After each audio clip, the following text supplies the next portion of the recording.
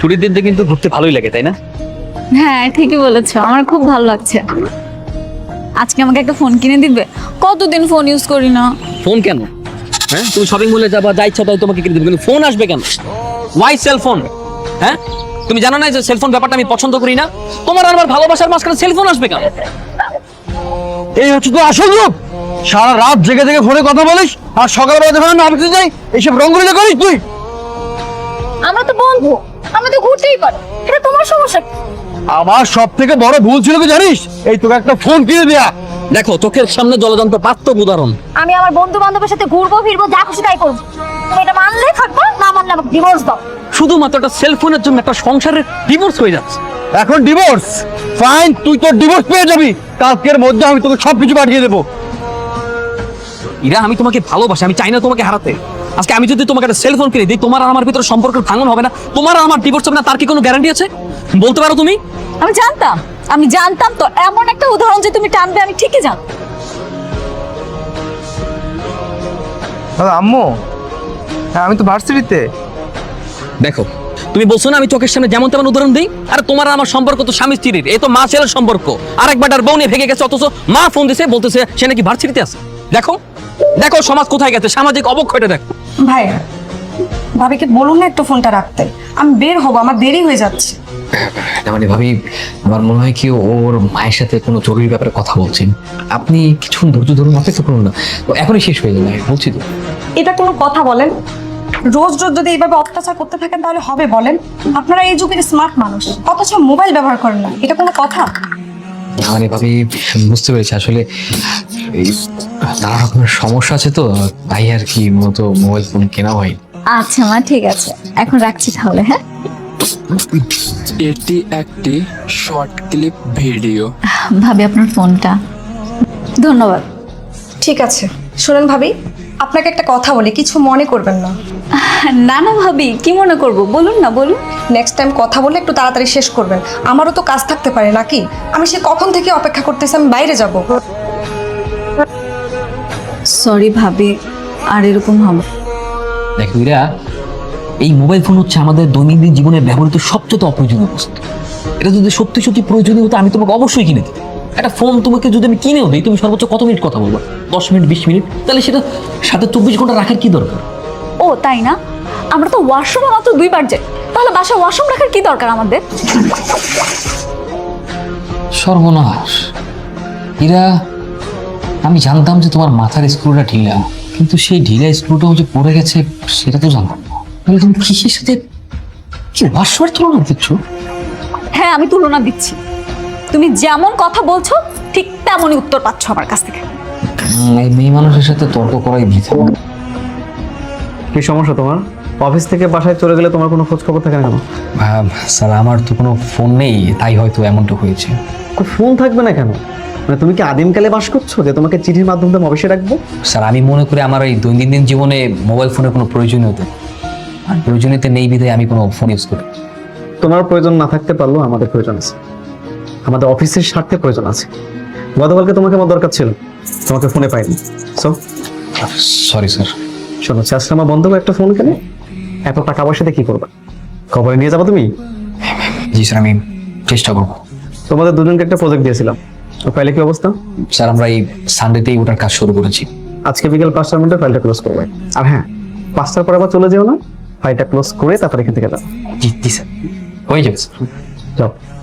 এরা দেখি তো খাবার গরম করবো। এরা কি ব্যাপার, কি হয়েছে, কি সমস্যা? রান্না করিনি, খাবার নেই। রান্না করো নাই মানে? বাজার নাই তার জন্য রান্না করো নাই? তো সেটা আমাকে তুমি বলবা না যে বাজার নাই? আমি তো অফিস থেকে আসার সময় নিয়ে আসতে পারতাম, সেটা আমাকে বলো নাই কেন? বাজার আছে, এমনি রান্না করিনি, আমার ভালো লাগতেছিল না এই জন্য। ইচ্ছা করে রান্না করবো না কেন? এরা এগুলো কোন ধরনের কথা? আমি সারাদিন এখন অফিস করে এসে না খেয়ে থাকবো? তুমি একটা কাজ করো, হোটেলে গিয়ে খেয়ে আসো যাও। মহা ঝামেলায় বললাম তো। কি হয়েছে সেটা বলো তো, কি এরকম এইভাবে কথা বলছো কেন? কি সমস্যা? আমাকে না বলে তো কাকে বলবা?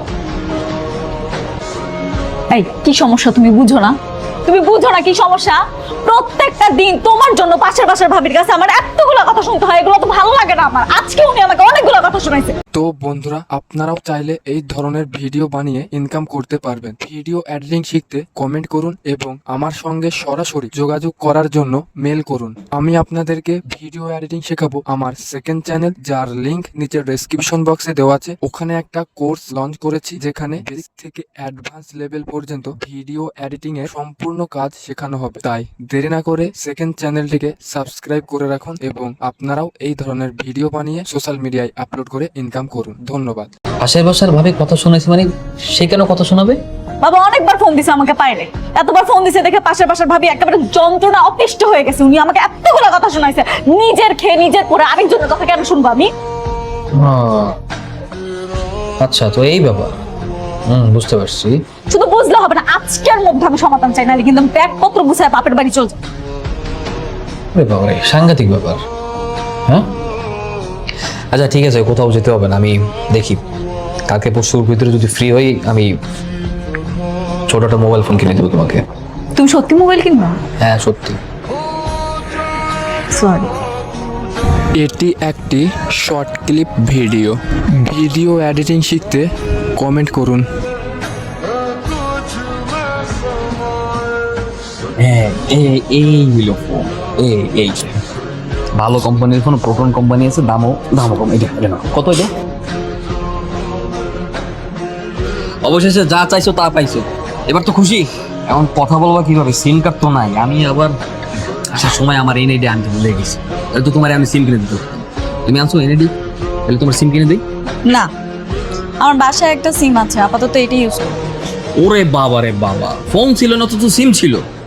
হ্যাঁ, সিম ছিল দেখেই তো এখন কাজে লাগতেছে, তাই না? আমাকে আইফোনটা কিনে দিলে কি এমন হতো? তোমার টাকার সমস্যা আমাকে বলতো, আমি দিতাম টাকা। আইফোন কিনে দিলে অনেক সমস্যা আছে, কারণ আইফোন একটা স্মার্টফোন, এই স্মার্টফোন ইউজ করা যাবে না। তুমি আমার কাছে ফোন চাইছিলে কেন? ফোন চাইছিলে তোমার মায়ের সাথে কথা বলার জন্য, যেন পাশের বাসার ভাবির ফোন দিয়ে তোমার মায়ের সাথে কথা বলতে না হয়। আমি তোমার ফোন কিনে দিচ্ছি, স্মার্টফোন কিনে দেওয়ার পর টিকটক চালাবা, ফেসবুক চালাবা, মেসেঞ্জার এইসব চলবে না। ফোন কিনে দিচ্ছি, মার সাথে কথা বলবো, মায়ের খোঁজ খবর নেবো, এতটুকুই। আবদার করছো, আবদার মিটাইছি। আর না, চলো দেখি ফোন ডাউন করো।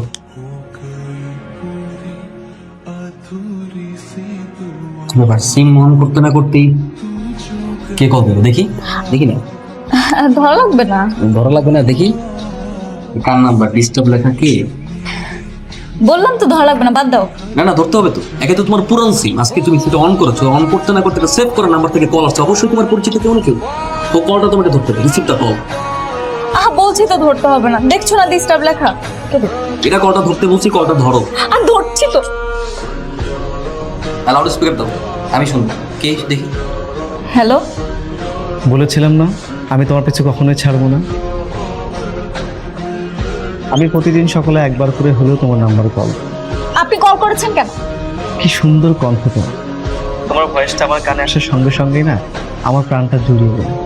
আচ্ছা, এতদিন তোমার এই কণ্ঠটা কোথায় হারিয়ে গেছিল প্রিয়তমা?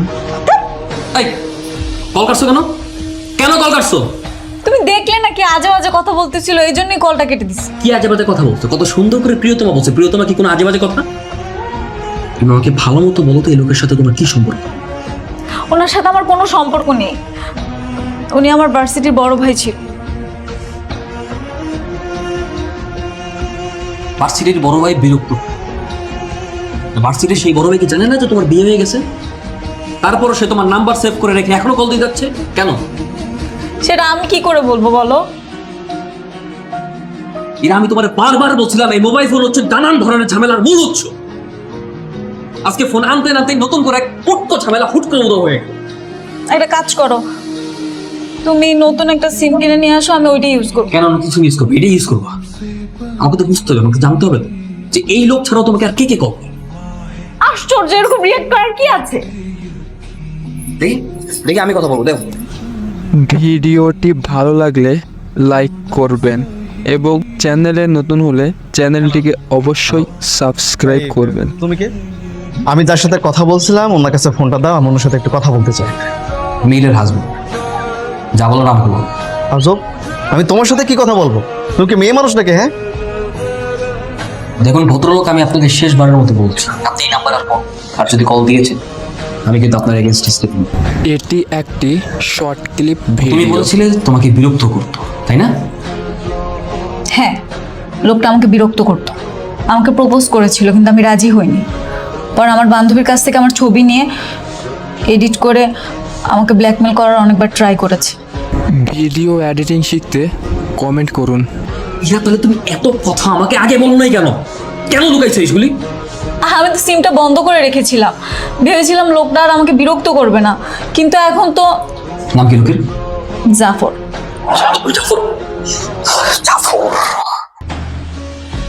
এই দুনিয়ার সব জাফরই কি শয়তানের হাড্ডি নাকি? হ্যাঁ, এক ছিল মীর জাফর, আমার অফিসের বস হারামজাদা জাফর, আর তোমার এই বিরক্তকর জাফর। জাফর না, জাফরের ব্যবস্থা আমি করতেছি। আমার এই ফোন আর সিম আজকে থেকে আমার কাছে।